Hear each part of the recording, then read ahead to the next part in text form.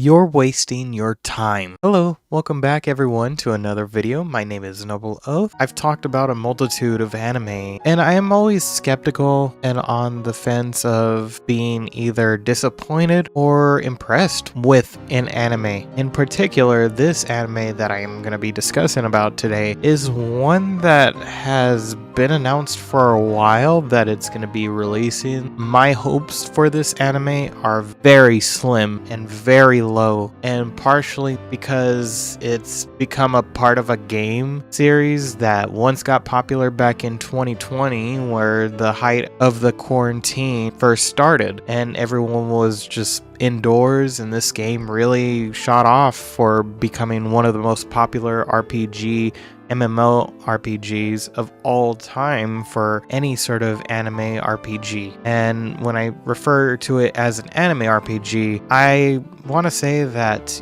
I first started not as like a day one player, but about a month after its release. That's when I first started playing it back in November of 2020. I absolutely love this game, no matter what status it has, whether people love or hate it. It is absolutely deserving of what it's worth because it's open world. It has a lot of lovable characters that have been used in many different arts, music videos, and I give all the actors credit for these characters and bringing them to life because they're absolute legends in the field that they do. And any animator that works in this game, I give them all the credit because it takes a lot to put out a cutscene, whether it's 2 minutes to 6 minutes long, usually roughly that's what they are nowadays. But the anime that I am referring to, which I've hyped it up for quite some time, is Genshin Impact. Genshin Impact anime. This is one that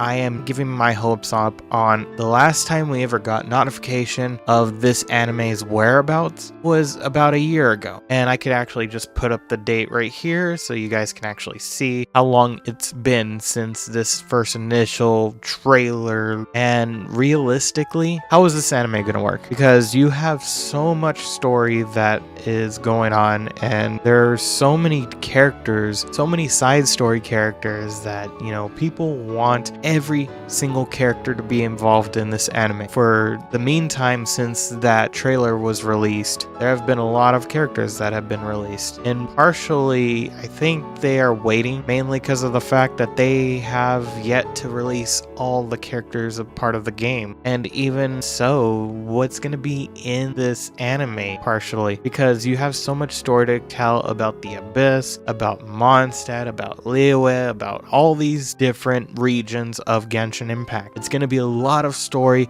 to contain within 12 episodes or 24 episodes if they take it that long. That's usually what anime spans out to be, whether or not it is 24 episodes or 12 episodes. It's usually one of those two. If they really, and I'm calling it right now, it's going to be 12 episodes. I'm definitely certain of that. If they actually do 24 episodes, I would genuinely be surprised. But realistically, for something as popular as Genshin, I don't think they would do 24 episodes. I think it would be 12 episodes, and even then, for 12 episodes to explain all of Teyvat and introduce all these characters, as well as just introducing the purpose of the main character in his story or her story. I don't know which one they would choose, because one of the twins is a part of the Abyss in your own story, whether or not you choose Lumine or Ether. So it ultimately depends on that as well. There's a lot of convoluted things in Genshin that really make it so that the story is somewhat different. Generally speaking, you're obviously following the main story that we all have experienced throughout, Mondstadt, Liyue, Inazuma, Sumeru, until Fontaine now. And now you have Cloud Retainer in the scope of the story. This just begs the question of what they're going to put in this anime. Because realistically, with most of these adaptations, including anime that are based on another property or on a property that has gained so much success, it's bound to fail. And I'm just evidencing this by many other different series that have had anime adaptations. The one very few titles that has popped off and deserves its rightful place of anime of the year a couple years ago is Cyberpunk Edgerunners. That anime was produced by an actual really good studio Trigger. Now, I forget which anime studio is producing Genshin's anime, but I'll put the name right here so that way people say, oh, you didn't do your research. Yeah, there's the studio right there. I do have high hopes for the animation. I'm not expecting the animation to look bad. It's going to look absolutely amazing, and I hope they include my girl Noelle because she is my main in Genshin. I'm pretty sure she would be in that anime because, I mean, it's Mondstadt. How can you not include Noelle into Mondstadt? Just that story, I think it would be based on Mondstadt's story mainly, and having to do with Storm Terror's lair and that whole story of Mondstadt introducing the world of Teyvat to at least show off Venti and all those characters in Mondstadt. Realistically, you cannot go to explain the entirety up until Fontaine in one single season. That would mean that you would have to span like 2 episodes in Mondstadt, 2 episodes in Liyue, 2 episodes in Inazuma, 2 episodes in Sumeru. Now you're like up 8 episodes, and you have Fontaine, and realistically, to put 2 episodes per region would be absolutely crazy because most of these episodes in anime in general range from 23 to 25 minutes long. So explaining each region within like 48 minutes is kind of mind-boggling. You really gotta take this at face value and understand that this anime is bound to fail. And this is why you're gonna waste your time watching this anime. And I know it shouldn't be compared to a live action adaptation, but I recently watched Avatar: The Last Airbender, the actual live action adaptation of that series, and I grew up watching it since I was 5 years old. That adaptation was a waste of 8 hours of my life that I will never get back, and I don't want that experience ever again, and hence why I'm not gonna be probably watching this anime when it does come out. Maybe I'll take a sneak peek at like some highlights from the anime and give my thoughts about it. I may take back my words. Maybe they do 24 episodes where they can actually expand the story of Teyvat and the twins and go more in depth about what the Abyss is all about. I know they do explain it pretty well in Sumeru, up until the point where I stopped playing a little bit, which was Fontaine, and I've heard Fontaine's story is absolutely amazing. I'm not discrediting the game for its story, because it is really well done. I mean, I loved Nahita's story in Sumeru. Just to see it like that put a tear to my eye. I'll just say that much without spoiling the game stuff, but there is just too much story to pack into, from characters to the main story to even just the side little things that you do in Genshin,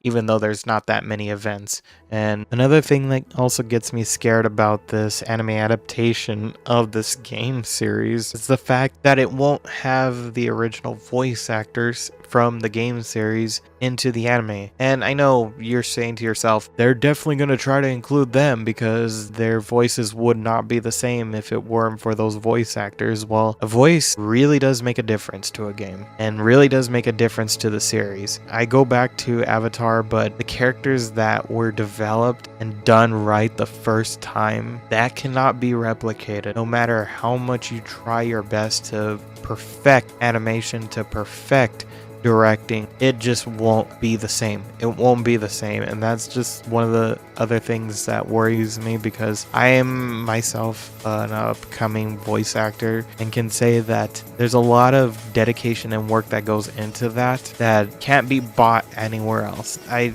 hate to say it that way because voice actors aren't bought. They are made to become something much bigger than themselves, which we are all proud of. I really have high hopes for the animation. I can imagine there'd be very cool cutscenes of characters fighting the Hilichurls or even Storm Terror. If Storm Terror has a fight in this anime, Lord, I would love to see that. Just even the small minute things that go on, from like how the characters are and their kind of personalities that they have. It'd just be very cool to see that sort of stuff and go more in depth about that. Even though it may just be Mondstadt's story that they tell, I just hope that it's not just so rushed and that they only focus on the main story stuff, because the characters are just as important as the main story. If it wasn't for the characters, the game would not have been so popular. If you really want a game to do well, or even just a series to do well, it's all about the characters, their personality, how they are. Everyone loves Venti because he's a drunk bard. I mean, that's just a personality that people love. He's very just